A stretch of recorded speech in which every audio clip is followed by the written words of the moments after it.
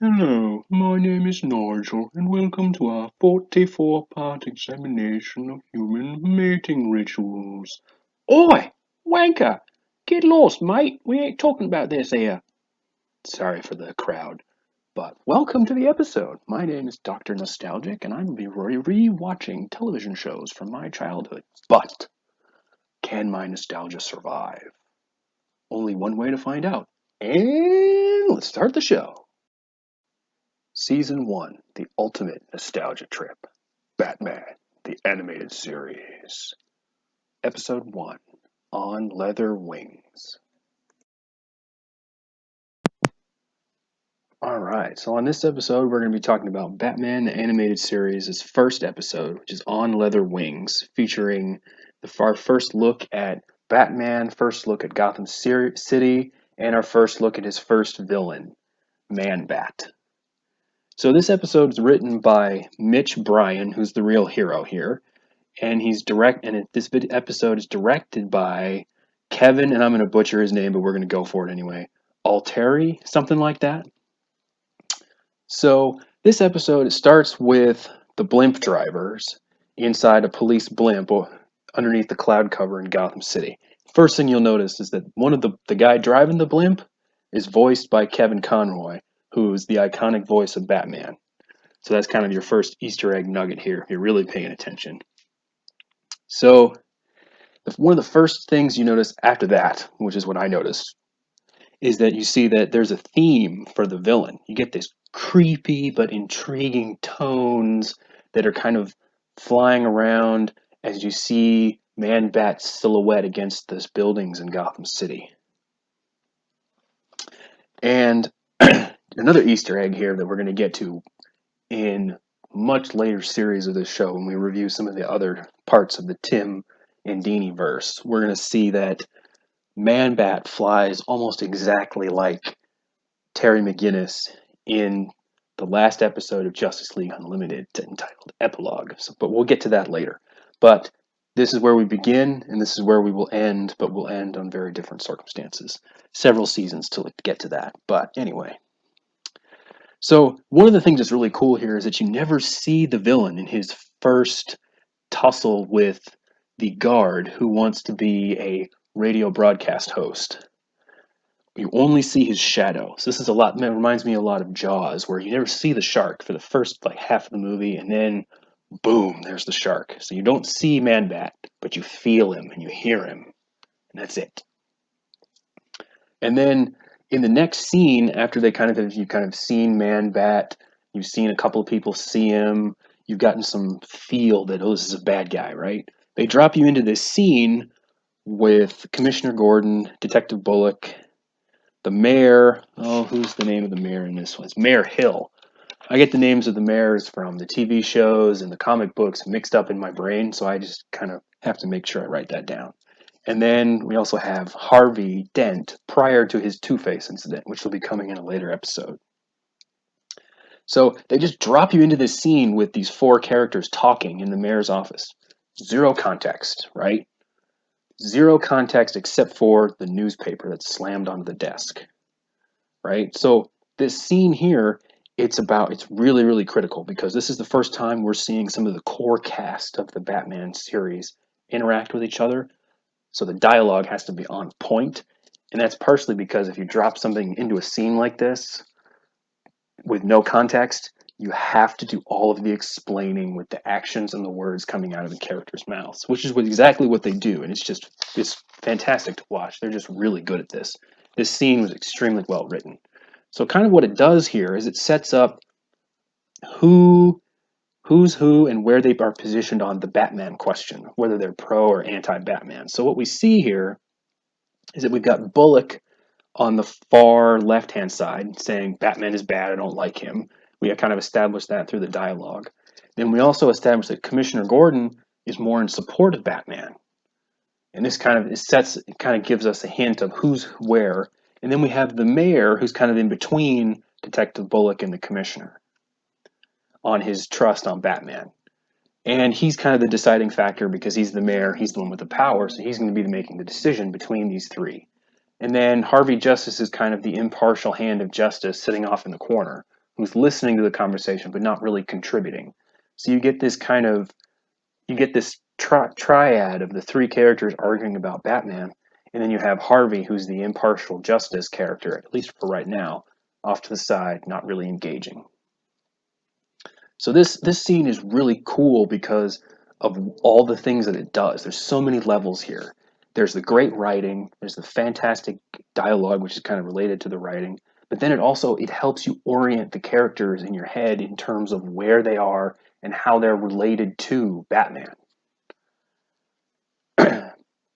So that's that scene. I really love this scene in this particular episode. But this next scene is we jump right into the heart of it. We go straight to the Batcave, right? And we're treated with Alfred and Batman kind of having their um, exchange of words, but with a little bit of sarcasm and banter kind of overtones.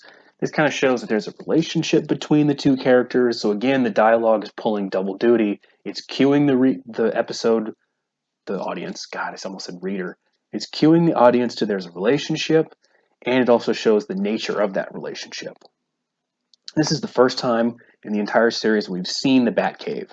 So we see it's dark, it's very cave-like. There's these catwalks with no railings, which kind of helps, I think, for me, kind of establish the fact that, so someone who's afraid of heights, that Batman has just become immune to the heights of buildings and all these things because he just is so sure-footed and acrobatic that he knows that if he falls off, he could save himself, or he doesn't even think about that. So now that we've seen the Batcave, this is also the first time that we see the Batmobile, which has been redesigned in the animated series, and it does echo a little bit of the 1989 Batman Batmobile, except it's been slimmed down and a little bit. It's been kind of simplified, and it's also a little boxier. And this, in my opinion, this is my favorite Batmobile. This is the one that I like the best, and it's partly because I believe that your first interpretation of a character is the one that kind of is what you compare all of the others to. So this is my first interpretation of Batman, and it kind of is the basis that I use to compare the other varieties. So we get to see the Batmobile for the first time. You can just feel its ferocity. This is, again, thanks to the music and the fantastic animation. You see the Batmobile, you see the flames coming out of the jet in the back, you see the tires bite into the ground and toss up gravel as it peels out of the Batcave, right? And then you can just hear the music from the background just matching the scene's intensity as he leaves the Batcave on his chase and hunt for the Man-Bat. This scene is also really great because it shows Batman's detective skills, which I think is one of the most underappreciated aspects of the Batman character. Is that it's not just that he leaps off rooftops and has really cool gadgets and kind of the surface things. It's that he is a brilliant mind who has the ability to solve cases that the police cannot. So we get to see the detective skills as he links a string of robberies together based on a pattern. They're all robbing from various chemical manufacturing places around Gotham City, and they all stole specific chemicals. So he's seeing a pattern. They're robberies of chemical places. Man-Bat was linked to one of these robberies, and he's saying that means it's highly probable that Man-Bat, or the person controlling Man-Bat, is linked to all these different robberies. And of course, where does he go? Batman goes straight to the scene of the crime. So he goes right to Phoenix Chemicals, which has been sort of locked down by the GCPD. And the first thing we do is when we get to Phoenix Chemicals is we see a female police officer. And I want to give the animators a lot of points here for this because, in the 90s it was not as woke as we are now. So this is a great little piece of diversity that they put in there. There's a female police officer, which is awesome. So I give them points for that. And we get to see Batman's first use of gadgets. So we see him with his grapple gun, which he uses to get into Phoenix Chemicals from the roof of the neighboring building. And this particular version of the grapple gun is my favorite, with the three-pronged claw and the sound effects as it comes out of the gun. He's got the little button for his thumb on the side. Again, this is my first interpretation of Batman, so it's kind of near and dear to my heart. So it's my favorite version of his grapple gun. And we also see him use knockout pellets knock out gas pellets, I should say. So this is what he rolls one right underneath the chair that the female police officer is sitting in. She, of course, nods off thanks to the gas. And then in this scene, when he's breaking into Phoenix Chemicals to examine the crime scene, a couple who's making out late at night in the office and presumably going to have late night amorous activities in the office, which only the adult watching this would catch. The kids, it just goes whoosh right over their head. We see them, and they're the ones who notice Batman. They see him glide from one building to the other. And this furthers the plot because they're the ones who call it in and call the police and say this is where Batman is, who at the time is the primary suspect in the, at least in the Phoenix Chemicals robbery, not in the others, because the police haven't linked them together yet, but Batman has. So they believe that he was the one who knocked over Phoenix Chemicals, but that's not true. So let's see. So now we go to a scene where, of course, the call gets forwarded to Detective Bullock's phone, which is in his car. And this is a fantastic scene of animation because we see Bullock answer the phone. We get to feel him like, he's notified that Batman is now in play, so he can go try and arrest him. It's kind of the point of this whole scene. But Bullock's teeth, you see the fantastic detail in the animation when you actually can tell that this character has gums and that they're attached to normal teeth, which is something you don't typically see in most animated shows. It tends to be just lips and teeth and maybe tongue, but that's it. You don't see gums. You don't see, all of the intricacies of what a human being would look like. And this is a great little bit of fantastic detail. And I think part of the thing that's been lost in animation over the years is there's no artist who's connected to the story, who's drawing the things, and who's giving it the loving detail. It's all computers, it's all outsourced. There's too many heads involved. So that's kind of, I think, contributed to the decay of modern children's animation over the last 30 years or so. So this scene ends with Bullock's car kind of driving away and taking a corner as he turns on the lights and he says, "You're mine." Again, this is an excellent voice delivery by the voice actor here, where you can just feel Bullock being like, "Yes, I'm going to go get me Batman." And it's also a perfect segue into a commercial break because at least when this was on the air, this is where they would have put a commercial break, but I'm watching the DVD set, so I don't have a commercial, which is cool because I don't want to watch commercials from the 90s. Make me feel old. All right, so now we jump to Batman. He's examining the crime scene. He's got this really cool set of glasses that have magnification and infrared and all kinds of fun things. And he's examining the crime scene. And of course, what does he do? He finds evidence that the police missed. Guess what? He's a better detective than the cop who's probably not college educated and probably joined the police force at 18. So, of course, the billionaire with some of the greatest training in the world would find something in the crime scene that was overmissed by the underpaid police force who are also undertrained. So one of the things about this scene as he's examining the crime scene is the music comes back to the front here. We see that the music is expressing a hurried tone to what's going on. You can tell that someone's coming to get Batman, aka Harvey Bullock and his task force, right? So the cops are hot on Batman's trail, and the music is the only thing that communicates this. But then during the entire scene, you're seeing him collect evidence. You see him find the tape that has Man-Bat's screech on it underneath a desk. You see him find some hair fragments, and you see him find the two pieces of key evidence. And there's zero dialogue in this entire scene. It's just sound and music. So you hear police sirens and the music. That's it. You didn't need dialogue in this scene at all. All right, so then we segue to outside the building, right? Because the cops now have pulled up, they've set up all that stuff. They're barricading the building, right? They've got the front and the back covered, all that good stuff, right? Bullock tells his guys, "Get me Batman by any means necessary, including killing him." Now they don't say that because it's a children's cartoon, but that's what they're saying and what they're telling you indirectly. And I think that the censors for children's cartoons often force people that want to convey adult ideas, such as, we're going to go kill Batman.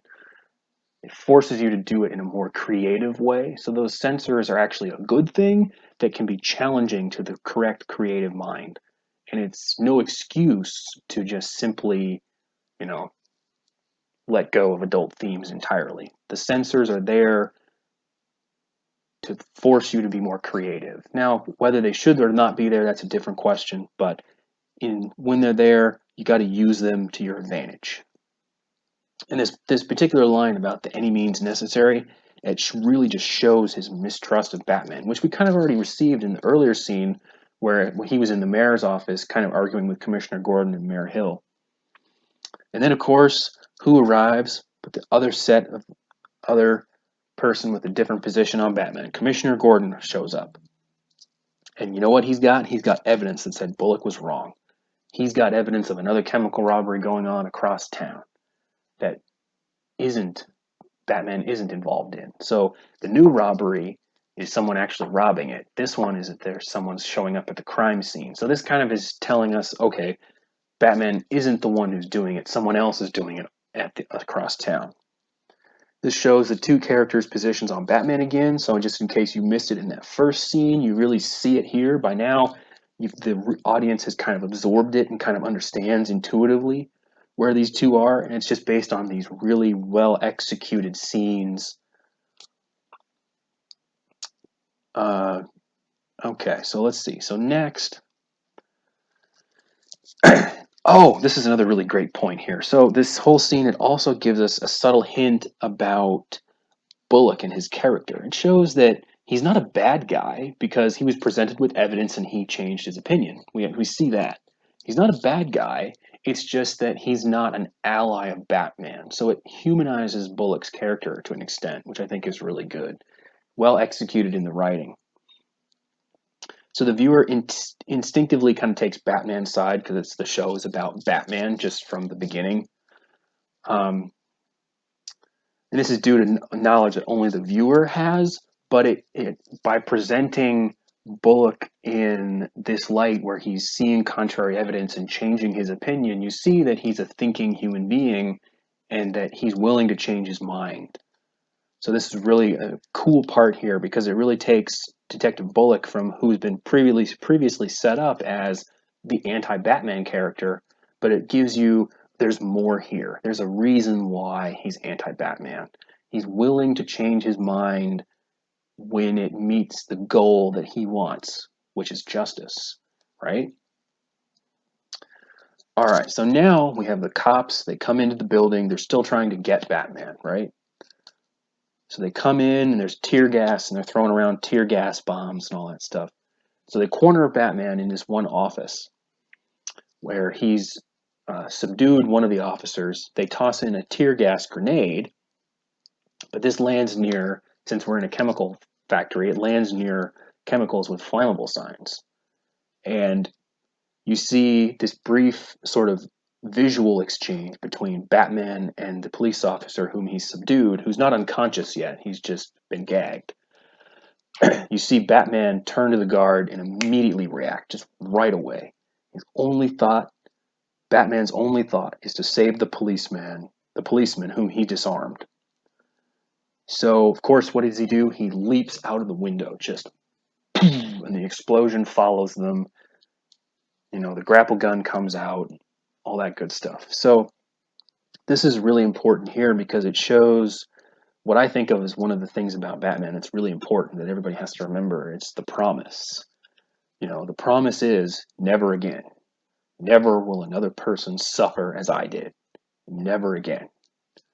And I think that's that's the first time you see it in this particular show, is you see the promise that he made in Crime Alley with his parents bleeding to death in front of him from gunshot wounds. You see Batman just instinctively react. He just takes the person who 5 minutes before would have willingly put a bullet in his brain, and you see him leap out of the building with him doing nothing, except trying to save his life. So this is really great because it's the first time you see Batman as heroic. And it's just that brief visual exchange between Batman staring at the police officer and going, I have to do something. And he does it right away. So now we're going to jump in the next scene. We jump to a zoo, right? This is when Bruce Wayne is coming in for the first time. So we're seeing the Playboy billionaire character for the first time. And one of the things that's really important about superhero characters is that their secret identity and who they are in the cape and cowl has to be completely different. They have to be different characters. And this is why I think it's so hard as an actor to play superhero characters, because you don't just have two roles in it. You do have two roles. You have two distinct roles. You have Batman, the domineering absolute force of justice, and then you have Bruce Wayne, who likes to drink and party and do silly things and say flippant comments and be sarcastic and all these kinds of things. So you have to be able to embody both. And I don't think anyone as of yet has been able to do that in anything except occasionally you glimpse it in certain areas. The only person who's ever been able to do it has been Christopher Reeve in this 1970s Superman franchise. But no one's been able to do it perfectly for Batman as of yet. There are instances in the animated series when they do this quite well, but unfortunately, we don't see a whole ton of Bruce Wayne being the party playboy because it's a children's show. We can't really show him with strippers and drinking and doing crazy adult things, right? So, but we do get to see this is our first glimpse at Bruce Wayne. We get the comment about, oh, how he donates a few million. He thinks he owns the place. So we get the connection of, oh, Bruce Wayne donated money to the zoo. Now he's calling in a favor with people. So he's coming to see the bat experts at the Gotham Zoo. So he talks to Dr. Marge, who's this kind of cranky looking evil scientist guy. And you just automatically assume, oh, he's the bad guy, right? You can tell he's a little crazy, all this stuff. Now, all of a sudden, from another door comes in Dr. Francine Langstrom, right? She comes in, she's got the horn-rimmed glasses on, she's got the blonde hair, and you can just kind of see Bruce Wayne react to her, because obviously she comes in and is nice and attractive looking. You see the Playboy kind of come out a little bit here, like, ooh, right? Now, this is all an act, obviously, but it gives you the Playboy sort of way of conveying it, but in a more complex way that probably most children didn't really notice. But as an adult watching this again, I definitely caught the fact that, okay, this is how they're setting up the Bruce Wayne Playboy character, is that he immediately notices the fact that there's an attractive woman and changes his behavior. So this is kind of a big deal because typically they do this kind of a subtle way in the animated series, but we'll see it come out more later as the themes and ratings start to change. And particularly in the video game franchise, the Arkham franchise, you do see some instances of the Playboy character come out a little more directly. Immediately, Bruce Wayne asks Dr. Francine Langstrom about her marital status. Another cue that he's a playboy. He's like, "Are you available? Can I ask you out on a date?" Right? Kind of gives you more to go on in terms of saying, "Oh, he's a playboy." Now, she of course makes sure to note that she's married, but immediately she follows it up with the fact that she's a doctor. So you get the Playboy character comes out, but the Playboy character gets put in his place by a strong, educated woman. Fucking amazing. Doesn't get better than that, right? All right. Doesn't get more woke than that either, I might say. So now he plays a edited version of the tape that he found at the crime scene as Batman for Francine and Kurt, who comes into the rooms a couple seconds after that. Now these are the Man-Bat noises, right? And you see that he's watching them very carefully. There's this quick scene where you see Bruce Wayne's eyes flash back and forth between the two of them, and they kind of have this sort of breath they take in, and then they suddenly adjust their behavior after hearing the recording. And this is, of course, evidence to Batman that says, okay, something's going on here. Someone knows what this sound is. And we see Batman sort of peek out through the Bruce Wayne facade, because Batman is who the real character is, the real person is. Bruce Wayne is just simply window dressing to allow Batman to conduct his mission. And I think that's really the best part of this whole episode, is when you see Batman just suddenly just peek out of the Bruce Wayne facade and then disappear again. And my guess would be is this whole thing was a setup to gain additional information from the experts at the zoo about the bat noises that he found. But inadvertently, he found strange behavior and lies in amongst the experts at the bat exhibit. Now Batman has an interrogation to do, right? It's time to go change clothes, come back after dark, and ask some serious questions.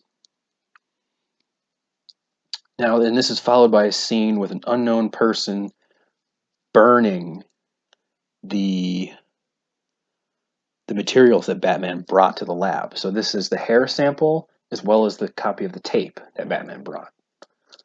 So we get to see, okay, there was a reaction to the tape and Batman was initially suspicious. Then the viewers provided additional information that Batman doesn't need because he's a detective, but we do because we're the viewers and we're presumably a child and need a little more context. So we see someone burning evidence. Something's fishy going on here, right? All right, so then Batman shows up. He comes in through the window after dark. He's going to do some interrogation, right? Now he comes in and he bumps into Kurt Langstrom.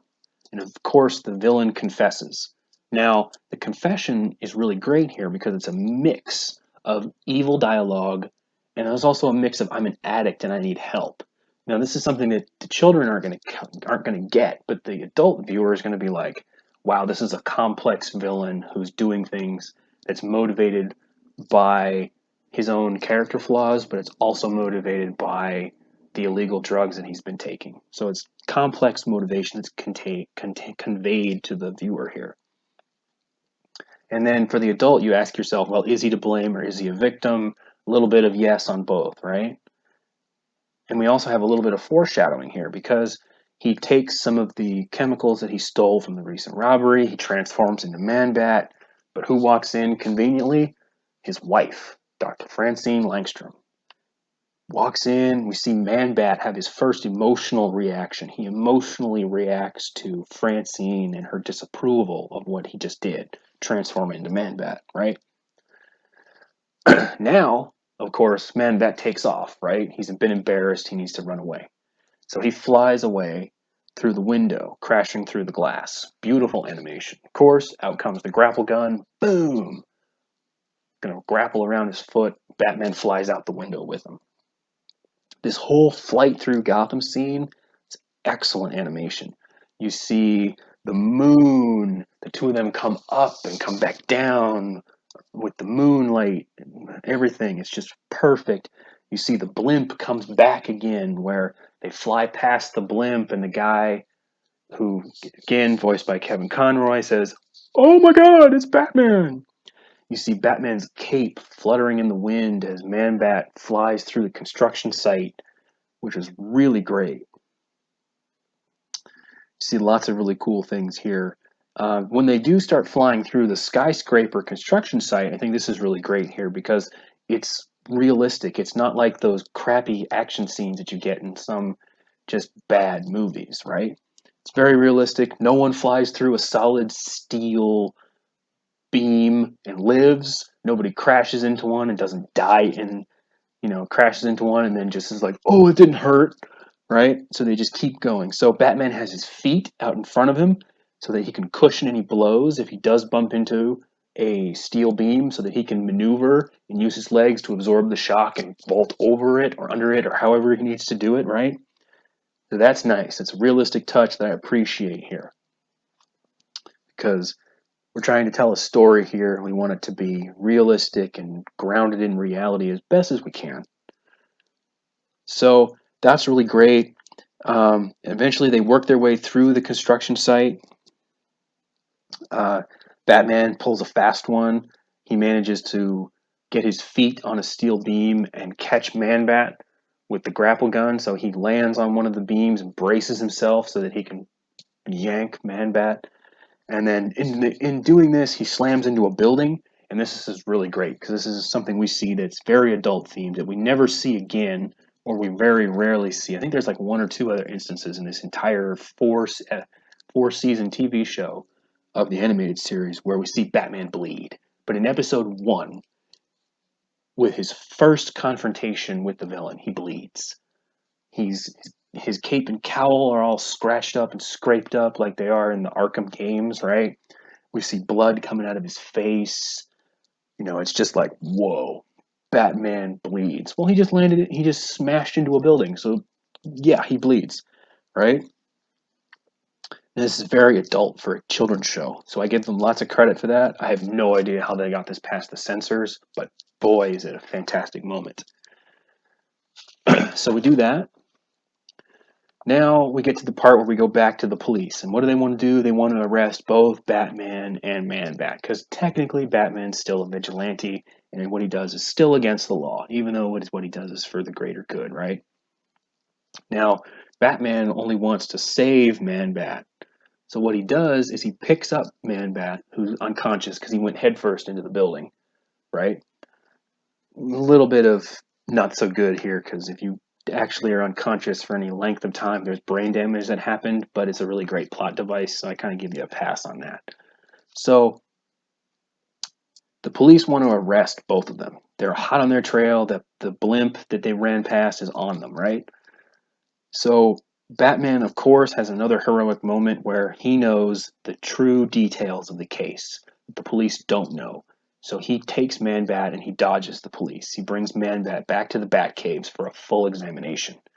So we go back to the Batcave in a moment of heroism where he's going to use his tools and his know-how to save Kurt Langstrom from the curse that is Man-Bat. So he goes back to the cave. We see a brief scene where he's examining Man-Bat. He's looking at these supercomputers and he thinks he can find a cure, right? Now, and we realize this through some key dialogue where Alfred prompts him. Batman says, basically Alfred says, "Can you cure him, sir?" And then Batman smiles and says, "I think so." And then we cut to the next scene, which is really good because it gives you that sort of, you get a little bit of the heroism, but you also get a kick out of it too. Because let's be honest, it's just awesome to be Batman. It just is. And even Batman knows that. So then he was returning Kurt to his wife, and he's got Kurt wrapped up in his cape, right? Shrouded in his cape so the viewer can't see him. So we don't know if the cure worked yet. We just know that he's being returned to his wife, and we don't know if he's dead. We don't know if he's been cured. We don't know if he's still the same, if he's partially cured, none of that. This is a nice touch, keeps the viewer guessing, keeps the viewer invested in the story, even though it's technically over since Batman caught him.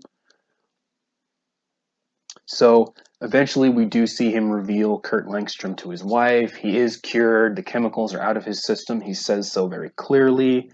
But we also are given the hint that Man-Bat could return, right? We get this moment of the chemicals are out of his system, but if he were to possibly start taking them again, Man-Bat could reemerge, right? Which is really great. So it gives you sort of it's over, right? And in this instance, there's a little bit of was justice served? Because Batman didn't really turn Man-Bat over to the police because he did commit a string of robberies, but he did also purge the narcotics from his system that may have been promoting him or encouraging him to do that. So there's no real happy ending here, which is really good because life is sometimes hard and sometimes you don't get your happy ending. So, and then of course we cut to the credits here, and we notice first off the three big names in the producer section, right? So we notice that the producers of this episode are Alan Burnett, Eric Radomski, and Bruce Timm, three of the biggest brains behind this whole thing. They tend to get given all the credit for Batman the Animated Series, but I think they are part of the wonderful team that made these universe of shows possible. And I think the real brains and genius behind all this is the first female executive at Warner Brothers, Jean MacCurdy. I really think she's the one who set the tone and created the culture in the office that allowed Batman the Animated Series to be so groundbreaking. I think without her at the top, we would have probably still heard of Alan Burnett, Eric Radomski, and Bruce Timm and Paul Dini, but we wouldn't be talking about them as such household names and their impact on Batman as a character without her at the helm, having them charge forward. And I think there's another woman on the staff here that gets overlooked too. It's Andrea Romano. She's been voice directing for Warner Brothers DC stuff since '91 and been doing an amazing job. I mean, she's the one who found all of these voices, Kevin Conroy, all these people. Without her and Gene McCurdy, this whole ship would have fallen apart and we probably would have gotten it's okay Batman show. It would have been the Batman, and like where it's good, but it's not as great as the animated series, right? And then, of course, I also have to give credit to Shirley Walker, the apprentice of Danny Elfman, who writes all the music for this show. She's just absolutely fantastic. So Danny Elfman gets credit for creating the Batman theme, which is almost identical to the one from the '89 movie, but not quite. There's a couple of little tweaks and changes, and I'm not entirely sure. I'm not a music guy, so I can't tell you for sure, but there's definitely been some tweaks here.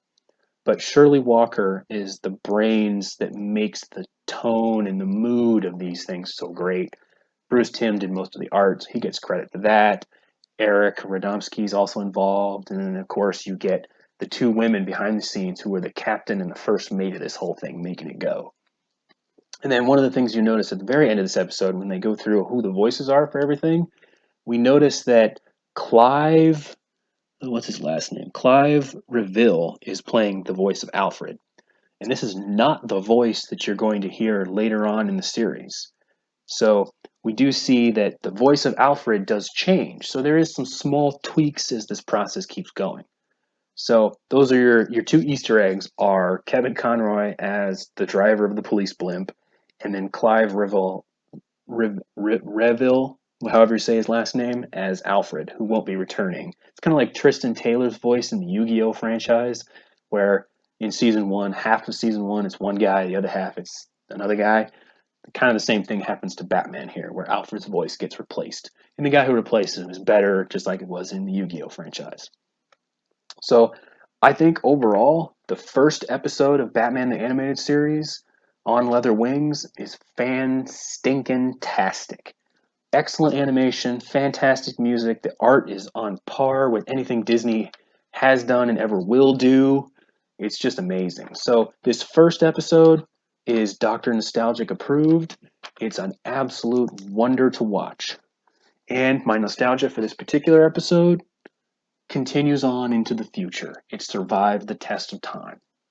So this first episode, Dr. Nostalgic approved. All right. So I will leave you with that.